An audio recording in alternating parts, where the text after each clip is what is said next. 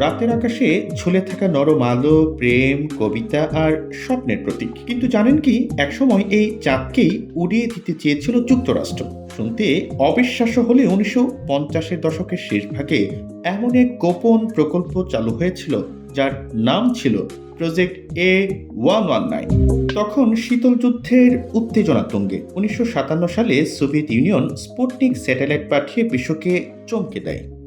সেই প্রতিযোগিতায় পেছনে পড়া যুক্তরাষ্ট্র চেয়েছিল কোনো নাটকীয় পদক্ষেপ নিতে, যে পদক্ষেপে তাদের প্রযুক্তিগত শ্রেষ্ঠতা প্রকাশ পাবে সবার সামনে। পরিকল্পনা করা হয় চাঁদের পৃষ্ঠে একটি পারমাণবিক বোমা ফেলা হবে, যাতে পৃথিবী থেকেও সেই বিস্ফোরণ দেখা যায়।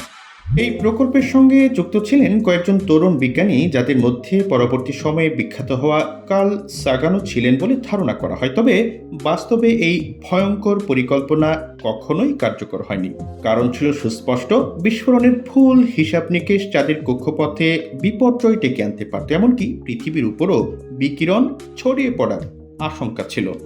এরপর 1967 সালে আন্তর্জাতিক মহাকাশ চুক্তি স্বাক্ষরিত হওয়ার পর চাঁদে বা মহাকাশে পারমাণবিক কর্মকাণ্ড পুরোপুরি নিষিদ্ধ হয়।